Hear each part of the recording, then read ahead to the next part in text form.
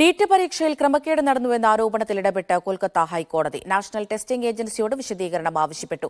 10 ദിവസത്തിനകം വിശദീകരണം നൽകണമെന്നാണ് കോടതി ഉത്തരവ്. നീറ്റ് റിസൾട്ട് പ്രഖ്യാപിച്ചതിനു പിന്നാലെ 2 വിദ്യാർത്ഥികൾക്ക് 718, 719 എന്നിങ്ങനെ മാർക്ക് അസ്വാഭാവികമായി ലഭിച്ചതിനെ തുടർന്നാണ് പരീക്ഷയിൽ ക്രമക്കേട് നടന്നെന്ന ആരോപണമുയരുന്നത്. സംഭവം വിവാദമായതിനെ തുടർന്ന് നാഷണൽ ടെസ്റ്റിംഗ് ഏജൻസി വിശദീകരണവുമായി രംഗത്തെത്തിയിരുന്നു. സംഭവത്തിൽ അസ്വാഭാവികതയില്ലെന്നും പരീക്ഷയ്ക്ക് ആവശ്യമായ സമയം ലഭിക്കാതിരുന്ന വിദ്യാർത്ഥികൾക്ക് ഗ്രേസ് മാർക്ക് അനുവദിച്ചതിനാലാണ് സാധാരണ ലഭിക്കാനിടയില്ലാത്ത മാർക്കുകൾ ലഭിച്ചതെന്നുമാണ് നാഷണൽ ടെസ്റ്റിംഗ് ഏജൻസിയുടെ വാദം. 2018 കോമൺ ലോ അഡ്മിഷൻ ടെസ്റ്റുമായി ബന്ധപ്പെട്ട പരാതിയിലെ സുപ്രീം കോടതി ഉത്തരവിന്റെ അടിസ്ഥാനത്തിലാണ് ഗ്രേസ് മാർക്ക് നൽകിയതെന്നും NTA വിശദീകരിച്ചിരുന്നു. എന്നാൽ ഈ ഉത്തരവ് നീറ്റ് പരീക്ഷയ്ക്ക് ബാധകമാണോ എന്ന കാര്യത്തിൽ നിയമവിദഗ്ധർ സംശയം പ്രകടിപ്പിക്കുന്നുണ്ട്. അതിനിടെയാണ് കൽക്കട്ട ഹൈക്കോടതി ഇടപെടലുണ്ടായിരിക്കുന്നത്.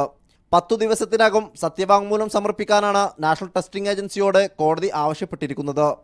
നീറ്റ് പരീക്ഷയ്ക്ക് 67 പേർക്ക് മുഴുവൻ മാർക്ക് ലഭിച്ചതും ഹരിയാനയിലെ ഒരു സെന്ററിൽ പരീക്ഷ എഴുതിയ 8 പേർക്ക് തൊട്ടടുത്ത റാങ്കുകൾ ലഭിച്ചതും ദുരൂഹമാണെന്ന് കാണിച്ച് വ്യാപക പ്രതിഷേധമാണ് ഉയരുന്നത്. റീവാലുവേഷൻ ആവശ്യപ്പെട്ട് നിരവധി കോച്ചിംഗ് സെന്ററുകളും വിദ്യാർത്ഥികളും സുപ്രീം കോടതിയെ സമീപിക്കുമെന്ന് അറിയിച്ചിട്ടുണ്ട്. സലാം മുഹമ്മദ്, മീഡിയ 1, കോഴിക്കോട്.